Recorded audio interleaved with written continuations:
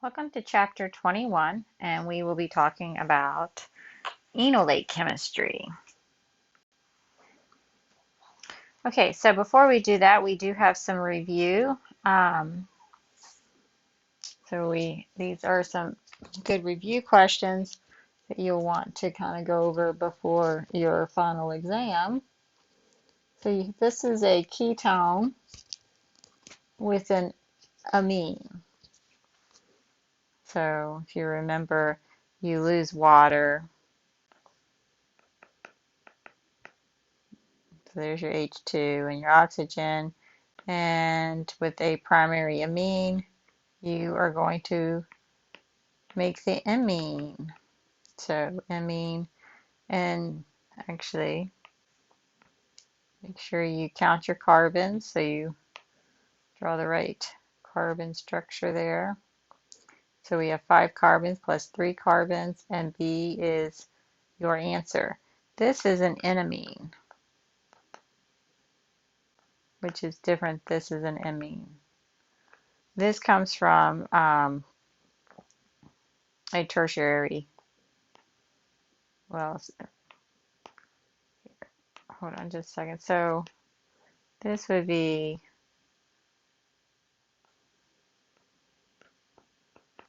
a secondary amine. So you would lose the H there,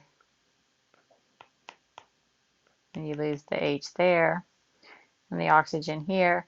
This is a primary amine, which makes an amine. All right, predict the major product of the following reaction. Okay, so this, we have a Grignard, and you see this is an acetal. So that's a protected aldehyde.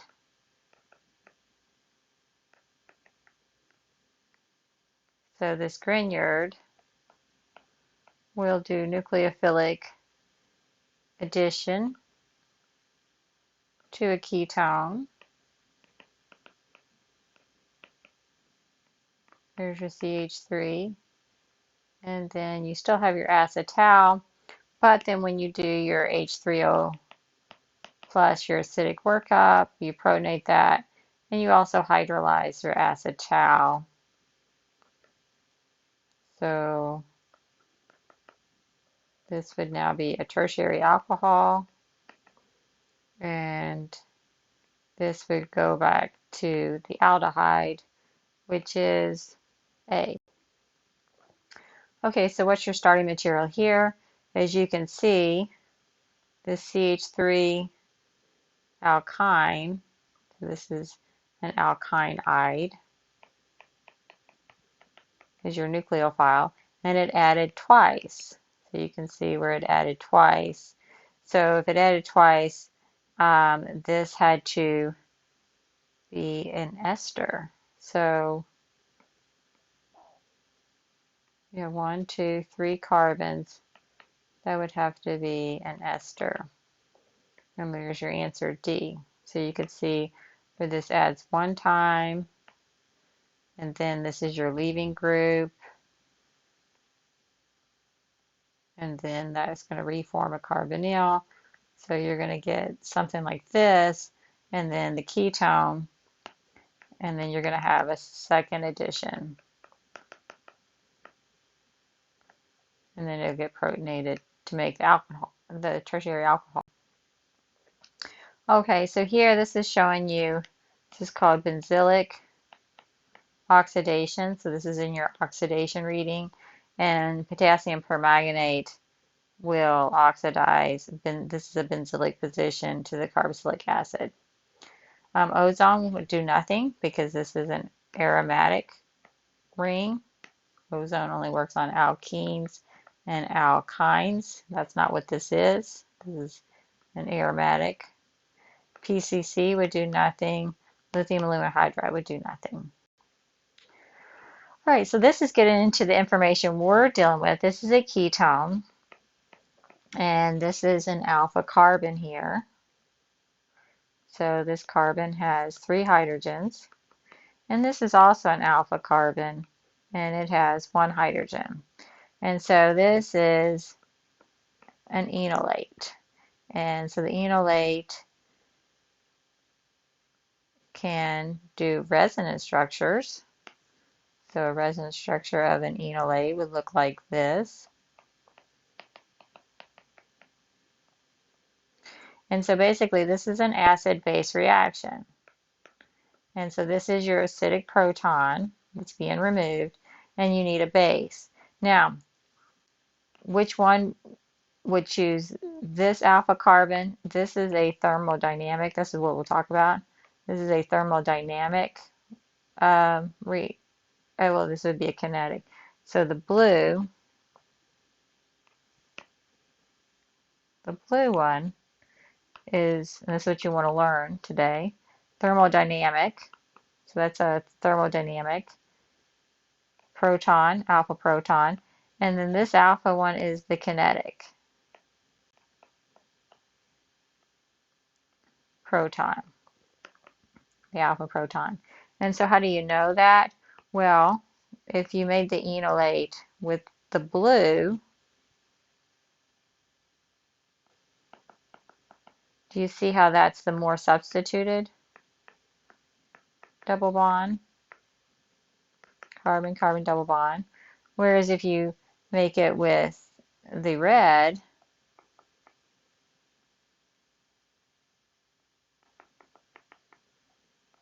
it's less substituted.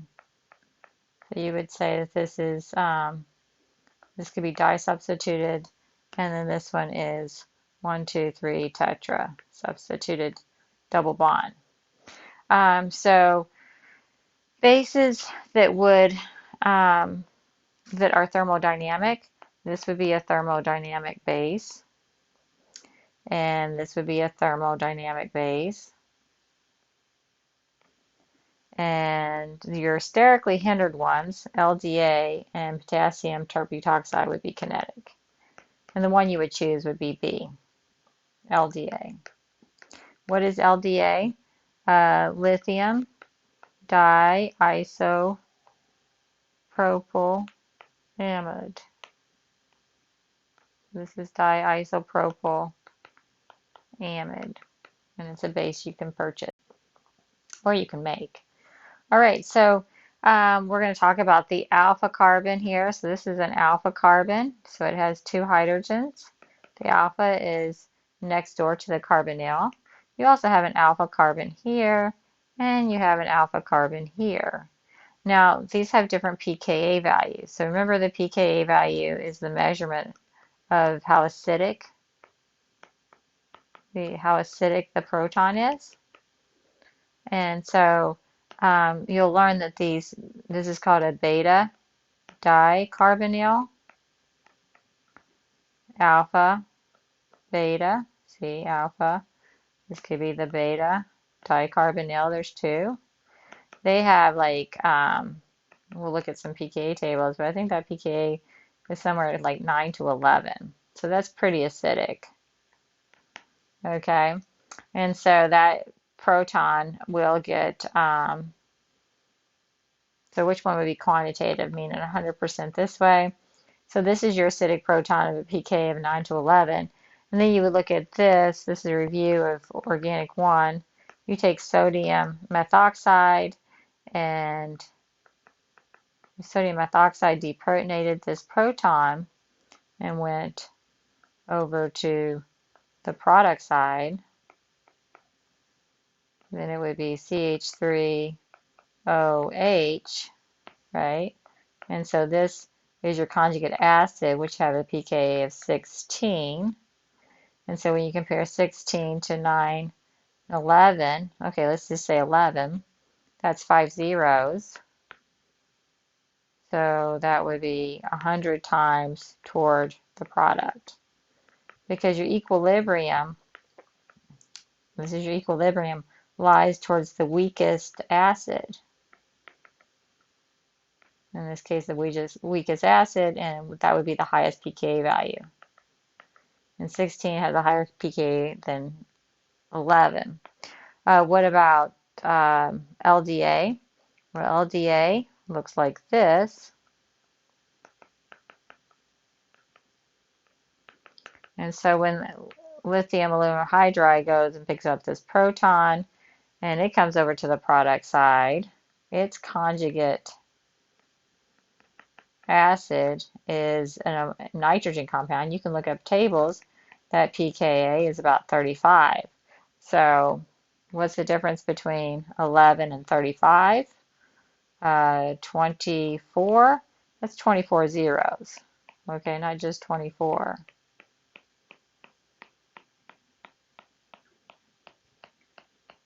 So that's how far that equilibrium lies. And then what about sodium hydroxide? Well, when sodium hydroxide goes and takes that proton, it becomes water when that pK is 15. So it's kind of like 16. It also, so the answer is E. A, B, and C will all deprotonate a beta dicarbonyl. So that's what we're talking about, reactions alpha to the carbonyl groups. So what you're going to do is you're going to generate, always step one, I said always, generate your enolate. And then that's going to be your nucleophile in these reactions. And so then we're going to react it with an electrophile. And that's so and that will be step two. So step two will be then to take that enolate nucleophile and attack electrophile. So the first thing we have to do is understand this alpha carbon, that hydrogen, the alpha carbon is acidic. And when you deprotonate it with a base, you generate an enolate. Enolate and an enol is like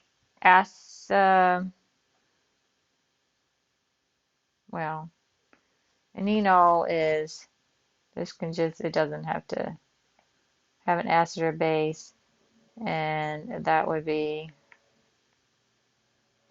where the hydrogen goes there. So that's an enol, right? Ene, and then ol is OH. Hopefully you remember that from Organic 1. But the whole point is here, we're going to be generating these enolates, and then we're going to take this negative carbon, which is our nucleophile, we're going to react it with an electrophile, and we're going to make a new carbon-carbon bond at the alpha carbon. So just to review, keto, these are keto forms, these are enol, and they're in equilibrium with each other. Most of your ketones, like acetone, are in some percentage of their enol form. Look at phenol. So phenol is like this. But see, that's the enol form. Because you take this here, you go and do that, and I'm going to go try to get these arrows to look more right. This is more to the enol form. This would be the keto form with the hydrogen there at the alpha. This would be your keto form. So this would be like 99%, and this is 1%, which is kind of unusual for the keto form to be the least. If you see here, most of the keto forms are like 99%. Acetone has considerable amount of water in it, and would form the enol. So that's acetone. So we'll kind of look at some slides on that. Actually, Linus Pauling actually came up with the structure of DNA structures before Watson and Crick, but he was not given credit for it because he made every one of the bases in their enol forms and not the keto forms. And the enols actually are what you would see the bases in at low pH or high pH, and of course our bodies are at a pH of 7. Okay, so we talked about these 1,3 dicarbonyl. So there's the 1, 2, 3. So you can see that's how you get the 1,3, or sometimes they're called beta carbonyls because this is your alpha and that's your beta. So that would be a beta dicarbonyl. Um, and they can do intermolecular hydrogen bonding. So they can be formed in their enol tautomers. And that is why this alpha hydrogen here is so acidic. Remember I said it has like a pKa between 9 and 11. So here, just basically if you have a ketone and you have it in acidic conditions or basic conditions, it's going to form the enol. We're not going to do a lot with that. Enol structures, though, can make this alpha carbon a nucleophile. But this is what we're going to have to do. So in this next few chapters, step one, you're going to have to generate the enolate. And I call it the monkey face. And I don't require you to show this resin stabilized. What I require is this right here. I want to see that you can take a base and deprotonate the alpha hydrogen. I want to see the alpha hydrogen drawn in, and I want to see the two curved arrows for your base, and then I want to generate your monkey face. When I call it monkey face is because I do that. You see how that's a monkey face? So your alpha carbon, and then that's going to be your nucleophile. And so we're going to react this with various different electrophiles. You'll see like bromine, and then that would be an electrophile. And then that's how you can add bromine to the alpha carbon. All right, so this is showing you that this alpha hydrogen has a pKa of 19.2. Alcohols have a pKa of 16. Carboxylic acids, there's their proton at 5. A proton on a carbon-carbon sp2 carbon is about 43, and sp3 carbon hydrogen is 50. So this is showing you a ketone, so that's pretty acidic, and that's because it's stabilized by the enolate. The enolate is resonance stabilized. A lot of the density can be on it's shared, but we're going to be doing reactions where the nucleophile is the carbon of the enolate, the alpha carbon.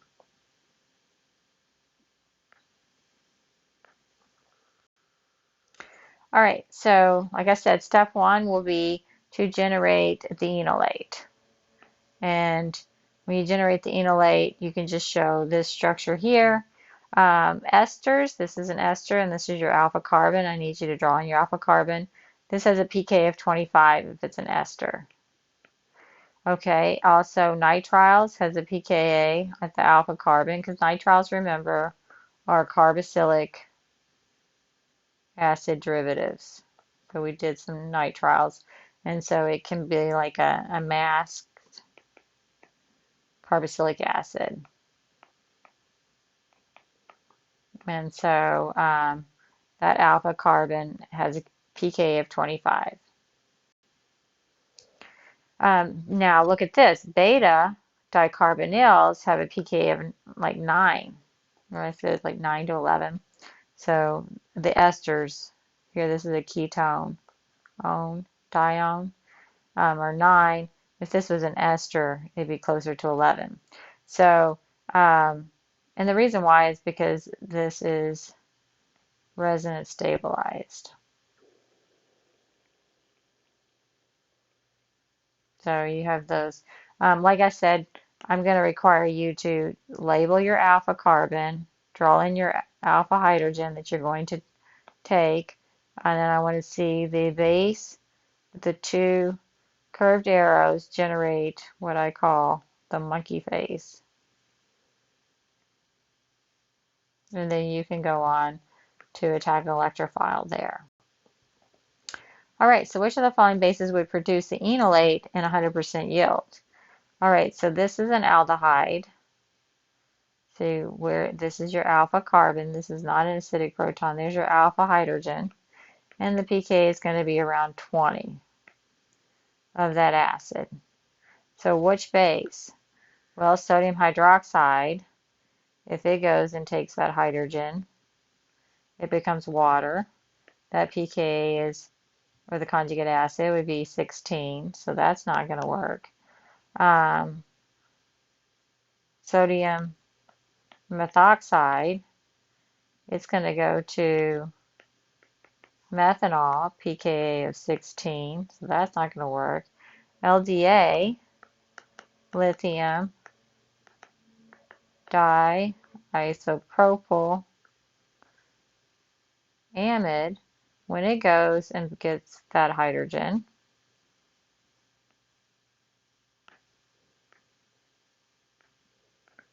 it becomes an amine, which has that conjugate acid has a pKa of 35. So 35 and 25 is 15 zeros. So that would be quantitative, meaning 100%. So that would work, B. And what about potassium tert butoxide? That would become tert-butanol. That pKa is about 18, so that's not going to work. So B is your answer. All right, so beta dicarbonyls, we're just showing that they're very synthetically useful because they have low pK values, and now we can generate a negative carbon. A negative carbon, an anion carbon, is a nucleophile. And that is pretty awesome. Where have we seen that before? We've seen that with alkynes, and we do that with acid base. They have a pK of 25. We've also done that with the Grignard reagents. So, but most of the time, the carbon is an electrophile. But in this case, when we get a carbon anion, we can make it a nucleophile. And these are still very useful, but they're not as useful as these beta dicarbonyls. All right, so here we have a ketone, and you're going to have a stronger base to drive the equilibrium to the right. So common bases to form enolates are like sodium hydroxide, sodium methoxides, sodium hydride, and alkyl diamides like LDA. And this is what it's showing you the pKa of the conjugate bases. Sodium hydroxide has less than 1%. Sodium hydride, H2, pKa of 35, 100%. So that would be 100%. So that would be quantitative. And then we've seen LDA. So the other one was sodium hydride, and that's because when you have a compound with your alpha hydrogen here, so this pKa is 20, then when you have sodium hydride and it deprotonates that to make the enolate, or the monkey face, then this becomes H2 gas, and that pKa conjugate acid is 35. So 20 and 35 is 15 zeros. So that's why that's 100%. Which compound contains the most acidic proton? Okay, well, you can look at some pK tables. You can see this is an aldehyde. What's the pK of the aldehyde? So you can look in your pK tables. I'm going to say like 19.2. I can look at some tables here and see exactly in your book. Okay, yeah, 19.2. And we can draw in. I'd like for you to get used to drawing your alpha hydrogens. You're going to have to. Okay, this is an ester, so we're talking about this alpha hydrogen. The ester has a pKa, I want to say 25. So let me see. And you should have this on your pKa tables.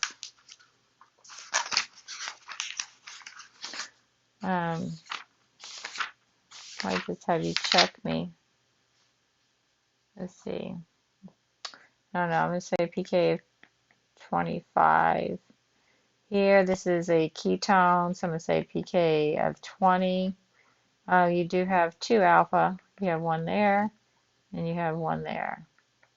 So in that case, if you took this alpha, that would be your thermodynamic one,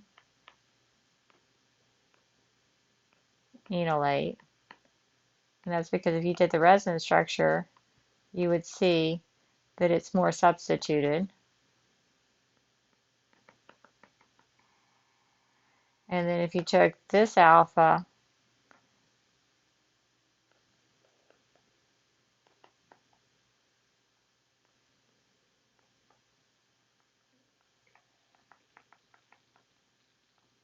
you'd see it's least substituted, and we're going to call that the kinetic. So you'll learn that you use different bases. So if you want a base for the kinetic, you do like LDA, you're going to have to do it minus 78 degrees Celsius. Thermodynamic, you can use the other bases. And then we have this alpha hydrogen here, and that is a pKa between 9 and 11. I'm going to go with maybe 10 or 11 because you have an ester here. What does that look like when you deprotonate that? There's your monkey face right there on that alpha carbon. So which compound contains the most acidic? The most acidic is going to be your least pKa value. So in that case, it would be D. Okay, so LDA, it's a great base for these reactions because it's a strong base, but it's also non-nucleophilic. So it's not going to compete as a nucleophile because remember, you're using LDA to make the carbon nucleophile. The alpha carbon, you want to make it a nucleophile. So you don't want to have to compete with nucleophiles. It's too crowded to be a nucleophile. And it also generates this at 100%, but you need to do this at negative 78 degrees Celsius. And here you could, when you get your ketone like this, you should just draw in your alpha hydrogen. If they're all the same, you can just draw in one, and then you can show your mechanism where you generate the enolate. So it's all of the ketone is going to be an enolate. This is just showing you how you make LDA. I have done this in the lab before, but you can also buy this. You got to be careful though. You got to use ether solvents. You can't have oxygen.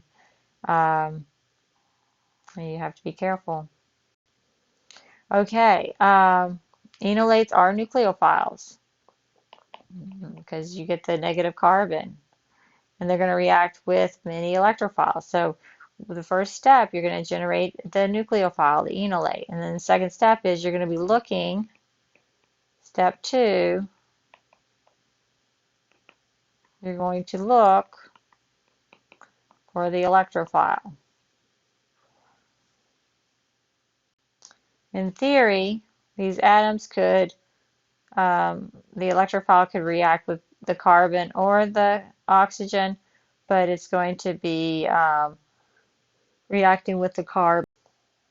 Okay, reactive site. So I want you to always draw in your alpha carbon and draw in the alpha hydrogen.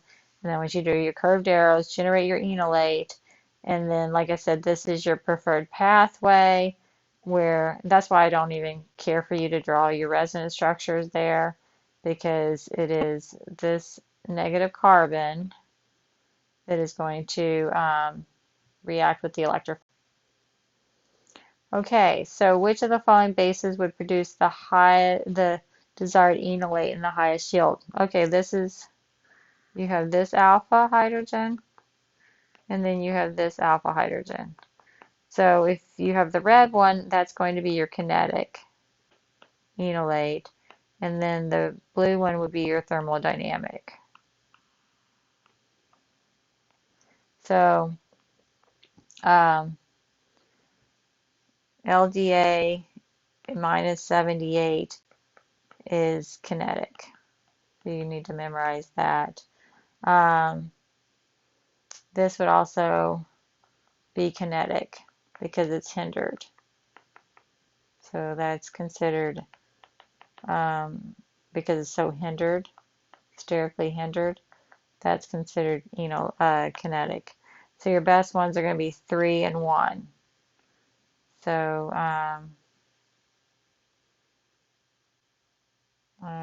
that's what I would do. And all right, and so that's what they're showing here. When you have unsymmetrical carbonyl compounds, you see that you have 2 alphas, hydrogens here, and then you have this beta. And if you make the enolate this one, this could happen faster. So this is your kinetic enolate. This one is your thermodynamic enolate. And so this one you're going to do at room temperature. It predominates at equilibrium because you're most stable. This one you're going to have to do low temperature because it's going to have to happen fast. And so they're talking about when you're picking between 2 different alpha hydrogens, this is called regioselectivity. A strong non-nucleophilic base is a base that ensures the enolate is formed rapidly. So you just got to memorize LDA is one such base. You'd also do polar aprotic solvents. These are usually THF. You would do this in THF or ether, diethyl ether. Usually THF because you can heat that up if you needed to. In low temperatures, minus 78. Okay, so LDA is going to go after the kinetically substituted. Oh, didn't mean to do that. I did do that with LDA. So here's your LDA.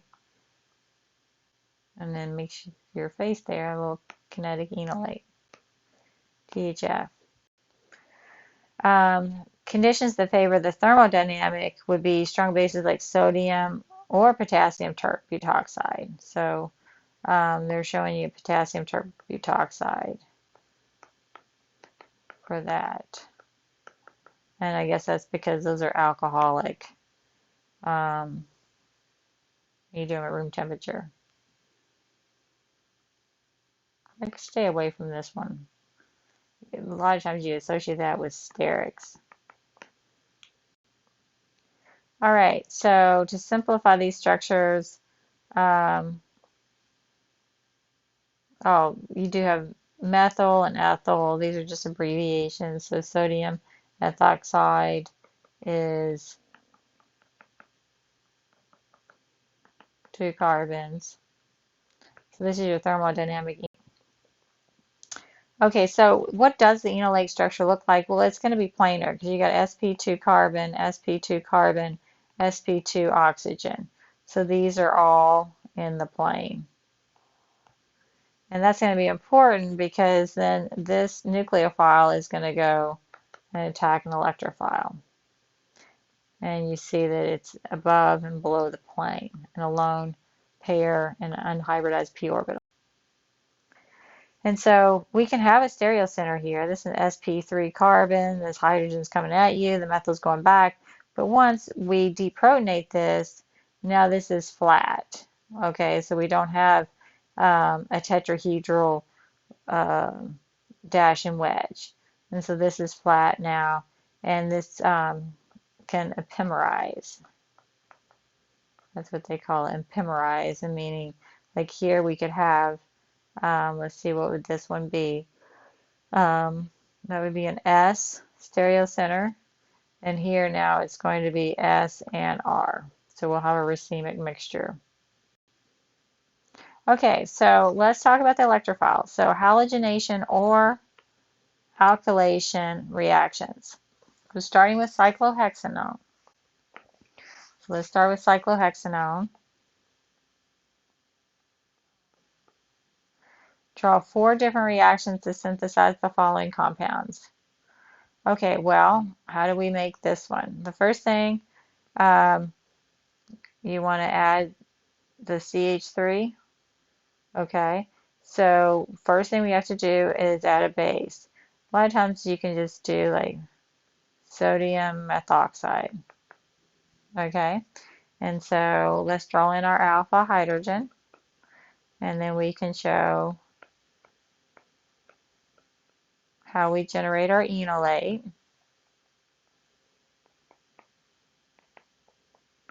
Here's my little monkey face. And now we need the electrophile. So this would be like CH3 with a leading group. So here, this is an SN2 reaction, okay? And now what do we have? We have added the CH3 on the alpha position. And now we want to add bromine. And so we're going to have to generate another enolate. So we're going to have to generate that again. And we can just use the sodium methoxide again because this is going to be sodium methoxide is a common base. This is going to be your thermodynamic one, more substituted. So we don't have to have anything special. And now we can make our enolate there.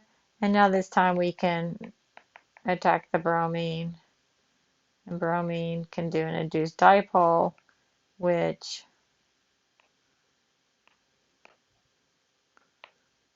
so you know what I'm talking about, induced dipole plus minus makes an electrophile, and then that gives you your product. Okay, what about this one? Well, let's just say we do this, right? Sodium methoxide, and we react it with CH3Br, right? So we've installed that. So what do we have now? We have this. Now how do we get the bromine on the other side? Now we have to use kinetic base. So you use your LDA minus 78 degrees, okay? And so draw in your alpha hydrogen. Now the LDA will deprotonate that and give you your kinetic enolate. And then you can react that with bromine to give you your product. All right, for how do you get this one? Well, we go through the first one, same thing here. So you add sodium methoxide and CH3Br, and you've gotten this, right? And then so now you want to add the ethyl. Well, you just do sodium methoxide again, drawing your alpha hydrogen. So this is going to make your enolate.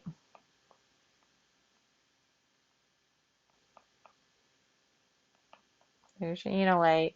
And then you can react it with an ethyl bromide. SN2 reaction does an SN2, and you get your product. Okay, same thing here. How do you get this? Well, you know how to get this part. You just do this reaction here, right? And then how do you get the kinetic? Then you're going to have to do this reaction with LDA, and then instead of reacting with the bromine, you'll just add it with ethyl bromide. So enolates react with electrophiles to form substitution products. So X and X is the bromine that we just talked about. RX is something like alkyl halide.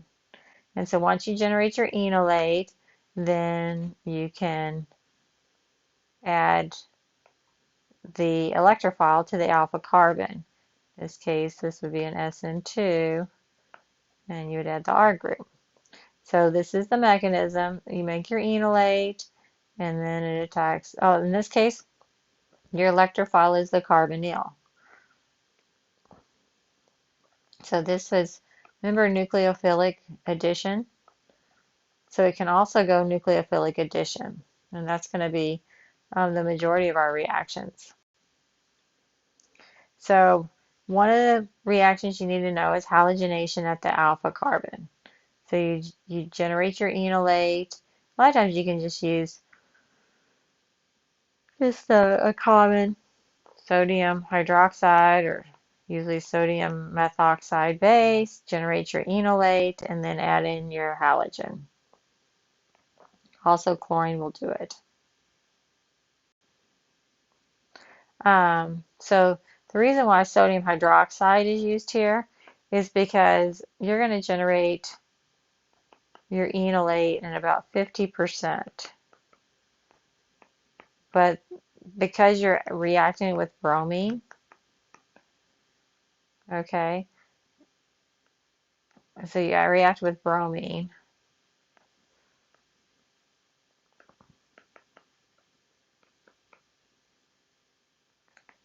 Um, this is irreversible. Okay, so this is irreversible. It's gonna go, and then you're always going to be generating 50% but since this is irreversible, you're going to just keep pushing the reaction forward. So that's like Le Chantelier's principle. Now the thing is, this bromine makes this alpha carbon more acidic than the starting material. And so that's why it's difficult to stop the reaction with just the addition of one halogen. So a lot of times see this is an equilibrium here, but this is irreversible. And so then you get the bromination. But the thing is, this one's going to be now more acidic than the original alpha hydrogen.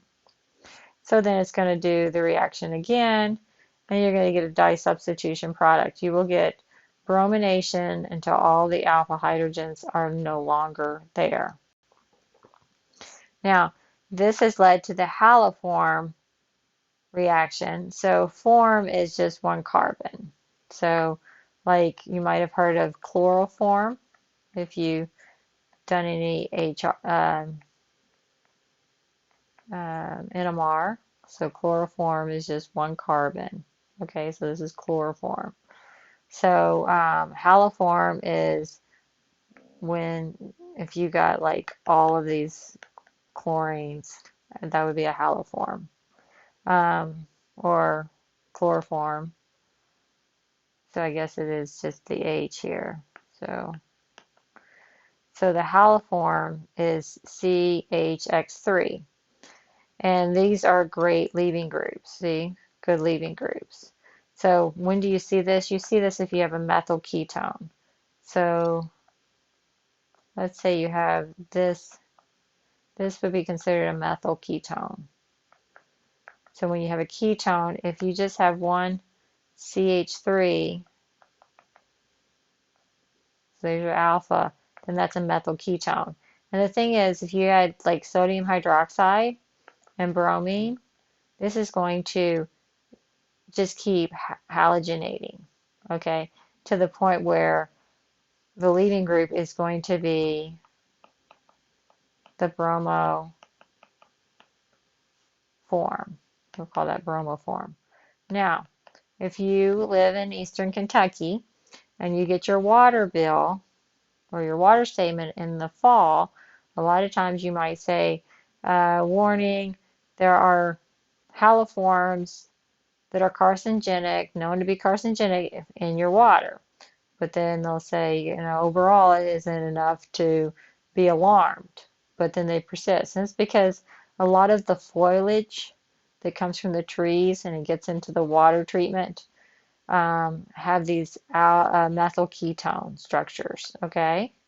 And then when you treat the water with base and halogens, which is how you treat a lot of your water treatment, it generates these haloforms in your water. So you can kind of look at that and see how much is recorded. Okay, so let's show the haloform reaction with phenyl acetylketone. So phenyl acetylketone and bromine and sodium hydroxide. Okay, so this is your alpha hydrogen. So I want you to draw in those, and then this is your base that takes an alpha hydrogen, and we generate our enolate, and then that's going to attack the bromine, your electrophile.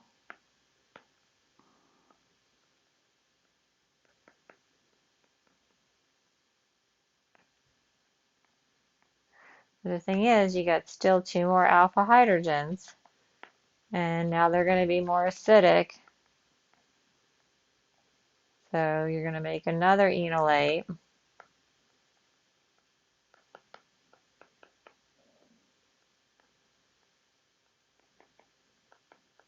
There's your enolate, and then it's going to react with another bromine.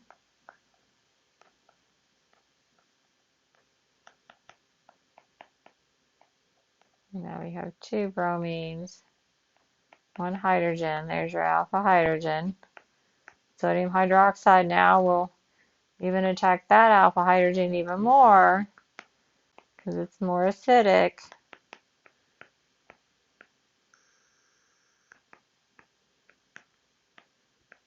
All right, and now that's going to attack another bromine, the electrophile.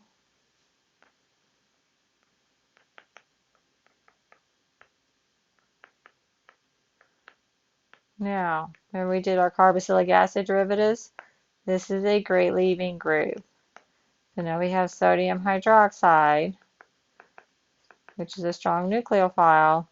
It's going to attack the carbonyl. You're going to form your tetrahedral intermediate.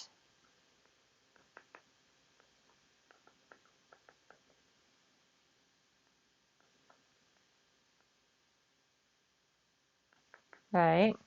And then this is going to reform the carbonyl, and that's your leaving group.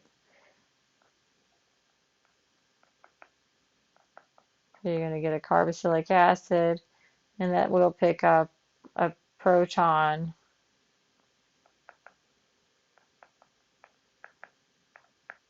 when it leaves. It can pick up that proton because you have an acidic medium.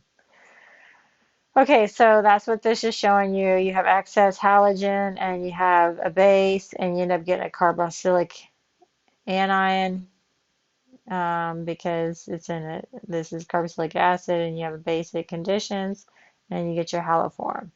You can do this with iodide, bromine, chlorine, and this is the mechanism I just did. So you see, you generate your enolate, and then it attacks your electrophile, and then you keep repeating that. But then once you get 3 halogens, now the OH nucleophile attacks the carbonyl, forms a tetrahedral intermediate, and when it reforms the carbonyl, this is the leaving group, and then you can see that that deprotonates the carboxylic acid.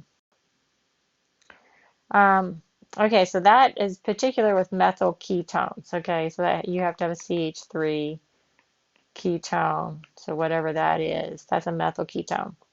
Other ketones, you can do a thing called direct enolate alkylation. So that means we're adding carbon-carbon. Alkylation, we're adding some carbons. So the first thing, step 1, is to generate the enolate. Now this one we want to do 100% the enolate, so we're going to use a sophisticated base like LDA and -78 because we want this 100%. And then this is going to be your SN2 reaction with an alkyl halide. And I've kind of showed you that a little bit today. So the LDA generates the enolate, SN2 reaction with the alkyl halide. This is your nucleophile. This is your electrophilic carbon, and now you've made a new carbon-carbon bond. Here, this is an allylic halide. So this is your sp3 carbon, and this is showing you, and those are very reactive. Enolate addition with esters and nitriles. Well, you have your alpha carbon here. The pKa of this is 25, so you're definitely going to need to use LDA and minus 78. This nitrile is also pKa of 25, and so you can calculate those groups as well. The stereochemistry of the enol alkylation follows the general rule governing stereochemistry. What they're saying is you're going to get enantiomers because when you generate this enolate, it's flat, okay? So that means it's going to add from the top, and it can also add from the bottom, okay? So this is flat. And so that's why you're going to get enantiomers, and your product is going to be called racemic, achiral. Kinetic product. Okay, so if your kinetic product is, you got to look at the different, you're going to use LDA and minus 78, and this is your kinetic alpha hydrogen. It's your least substituted enolate, whereas this one here is more substituted. And so now, in this case, your electrophile is intramolecular. That means it's within the same compound. So once you generate this enolate, as you can see here, it will attack this carbon and do an SN2. That's a 7-membered ring. Now, if you did thermodynamic, right? So just make that correction. Follow your book here. Use potassium terbutoxide for your thermodynamic. Just do LDA for kinetic. Okay, so this generates the enolate on this alpha carbon, and now you're going to have a 5-membered ring. So one step in the synthesis of tamoxifen, which is a potent anti-cancer drug, has to do an enolate alkylation with ethyl iodide. So here's your alpha carbon, and you make your enolate with sodium hydride, which that would give you 100% enolate. And then that's going to do an SN2 reaction with ethyl iodide, and that's how that ethyl group is placed in tamoxifen. Which of the following is the product in the reaction below? Okay, do you recognize that this is a methyl ketone? And you have sodium hydroxide in excess. So this is going to keep alkylating until you get every one of those hydrogens. And then the sodium hydroxide nucleophile will attack. You will form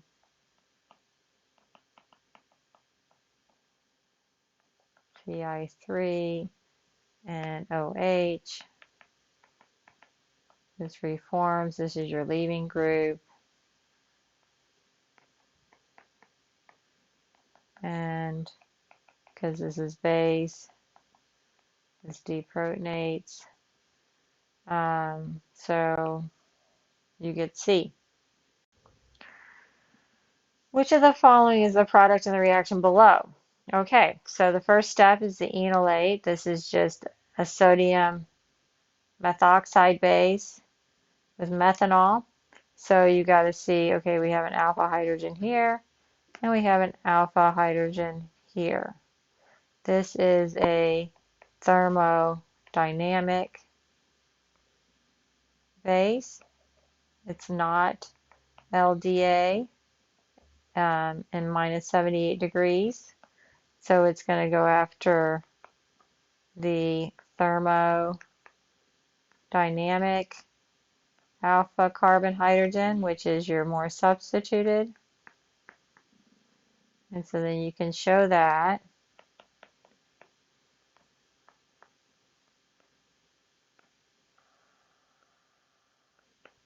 There's your enolate, upside down monkey face. And then you look here and you see, oh, okay, we have our alkyl halide, which is our SN2 reaction, and that's going to add like that. Make sure you keep your carbons, and then you can add CH2, CH3. Do you see that? I think it's this one. 1, 2, 3, 4, 5, 6, 7, 8. 1, 2, 3, 4, 5, 6, 7, 8. So that's A. Okay, so malonic ester synthesis. This is where you start with malonic ester. So this is malonic ester, diethyl malonic ester, and you just purchase this. It's actually very cheap, and your products are going to make acids, carboxylic acids. You're going to make substituted alpha carbon carboxylic acids. You need to remember that. Okay, so this is your starting material, malonic ester synthesis. That's your starting material, and your products are going to be these carboxylic acids. But you see, we can put different groups here. So you see that this is a beta dicarbonyl. So we have, this is your alpha, and it's beta dicarbonyl. And that means this pKa of that alpha hydrogen with these esters is a pKa of 11. So we can use some really inexpensive bases and be able to calculate that. So this is an inexpensive way to make carbon-carbon bonds. So what's really sweet about the malonic esters is we can do a decarboxylation. So after we add whatever we want on here, so we add whatever we want, then we can just add some acid, put a little bit of heat and water, and what's going to happen is these esters are going to hydrolyze to carboxylic acids. And we talked about that in the previous chapters. So esters go to carboxylic acid and water. And then what happens is when you add heat, this is the mechanism. You can decarboxylate, so minus CO2. And this is a nice reaction because it just bubbles out of the reaction. So basically this pair electron will pick up that hydrogen. Okay, so there's that. And then this carbon those electrons will go there. And then these electrons will go here. So this is your CO2. And this is an enol. And enols tautomerize back to the carboxylic acid. So with this beta diacid, you can just go like this. Okay, there's your CO2. We're going to minus CO2. So what are we going to keep? We're going to keep the carboxylic acid and the alpha carbon, and then whatever we put on the alpha carbon. So anytime you have a beta keto acid, this can just be an acid in heat. We can lose it. And so what's really nice is we can add different groups to that alpha carbon, and then we can just chop that CO2 off. All right, so here is malonic acid, ester, and we're making a carboxylic acid. So what happens is we've got to make the enolate here, and then we're adding, and one of these is going to become CO2, and so this is our carbon, This is our alpha carbon. And so what have we added? We've added an ethyl group, CH3, CH2, halogen, and then we did it again. And so you can use any one of these bases here. So let's look at this. So let's take sodium methoxide base, draw in your alpha hydrogen, generate your enolate,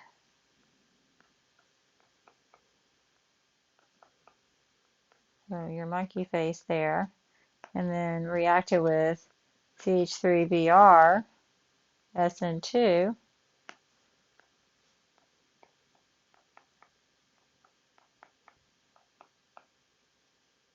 you've added that there to the alpha carbon, but keep in mind you also still have another hydrogen, so you can react it with some more sodium methoxide.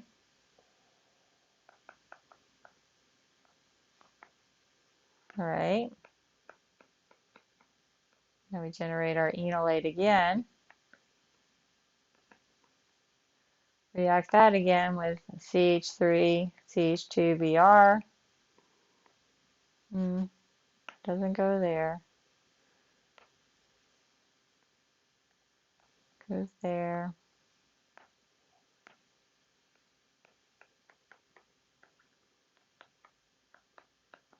So now we have two of these added.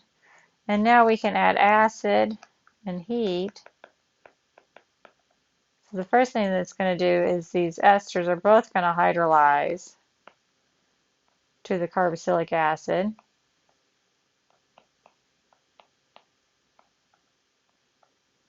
Right?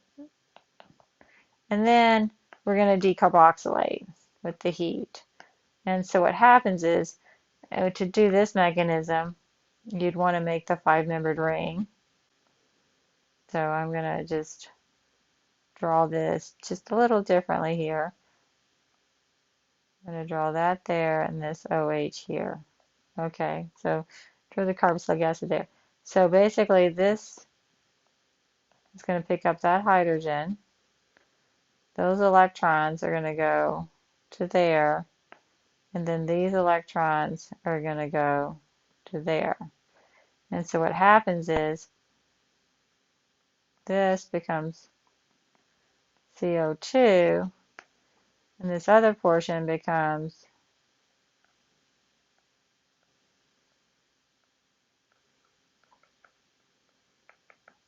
an enolate or enol, and then basically this goes and picks up that and goes there and tautomerizes to the carboxylic acid.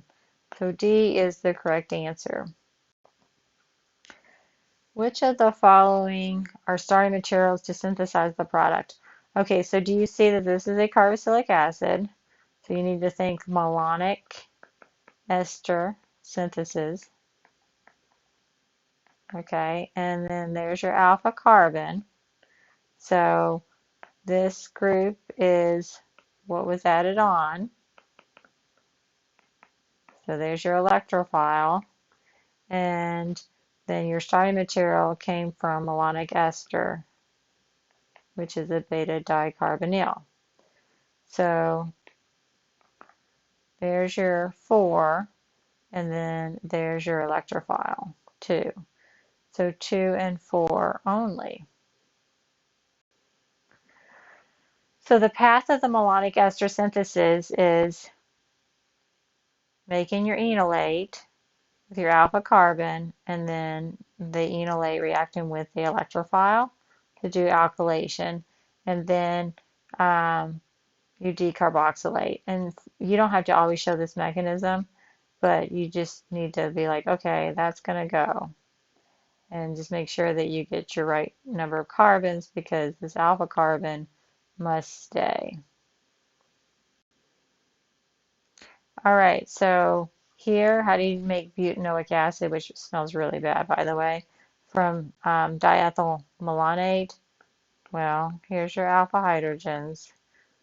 You take your base, sodium ethoxide, Um, you generate your enolate,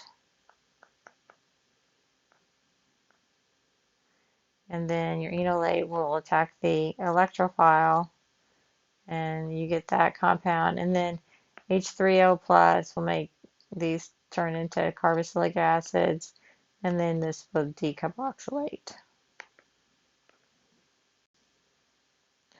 You can do this more than once. So you see how we added an ethyl group here. We can add a different one. Now we can generate our enolate again, and this time we can add a different electrophile.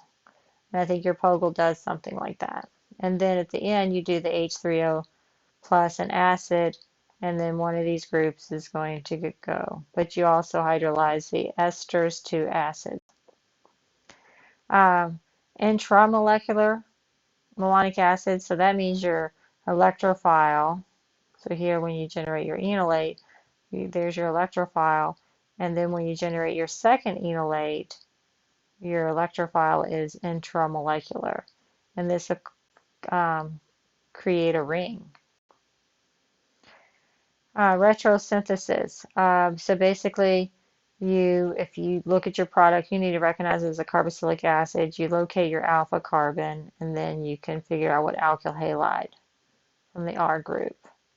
And then, of course, you start with diethyl malonate. So once again, here we have a carboxylic acid. It comes from the malonate, and then this is your alpha carbon. So we've already worked this problem. So this is 2 and 4. Okay, so the other similar beta dicarbonyl starting material that you can purchase is the acidic ester synthesis.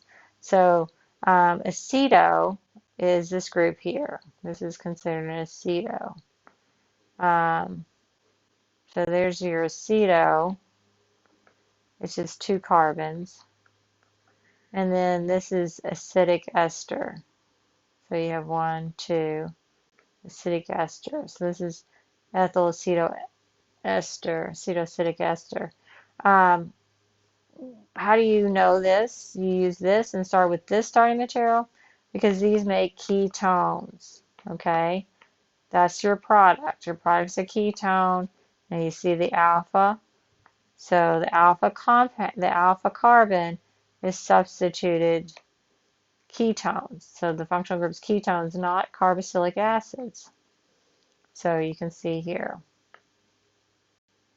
So you're going to do the same thing, except your starting material is going to be the acetoacidic ester.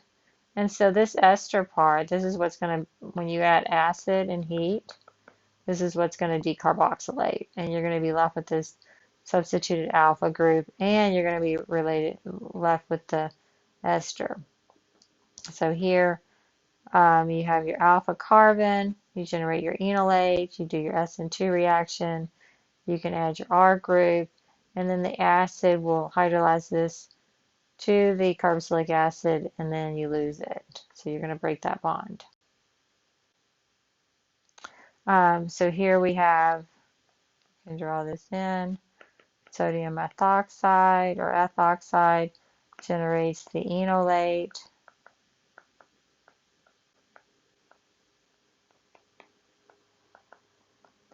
And then whatever the Rx is, you're going to do your SN2. There's R. This is showing you can do it a second time with a different R if you want. And then this is going to decarboxylate. So when you have a ketone product, and you find your alpha carbon, then you know that the R groups are coming from alkyl halide, but this better be, this portion needs to be the aceto group, and this is an acetoester. Okay, so here we have ketones. We have another ketone here. Draw the reaction mechanisms to synthesize these compounds. So here, this is your alpha, and so where did that come from? You start with your aceto acidic ester, and then you react that with sodium methoxide, drawing your alpha hydrogen.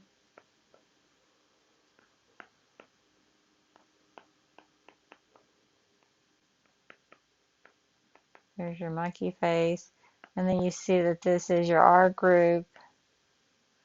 So this needs to be your alkyl halide, which is going to do an SN2 reaction.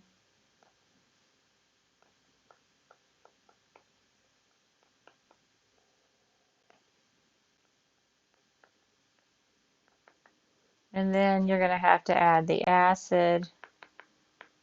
And the acid is going to hydrolyze this, the ester to a carboxylic acid. And then the heat is going to decarboxylate this. And you're going to be left with your alpha carbon. How do you synthesize this? Well, once you make this compound, then you would just react it with another sodium methoxide, and then in this case, methanol. But you would do it from this compound here. So you would take this compound here before you decarboxylate, and that's when you would react it with sodium methoxide, which would generate another enolate.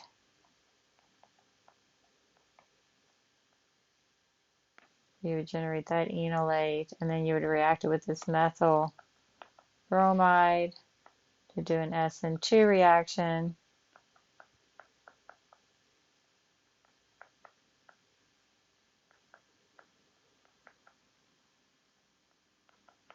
And then you would do the acid and the heat to decarboxylate. And that's how you get that product.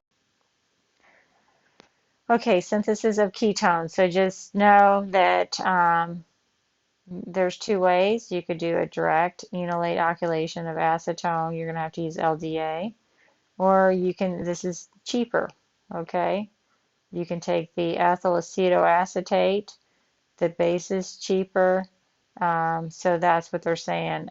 LDA is successful, but sodium methoxide is, or ethoxide is cheaper, and the cost factor is more attractive.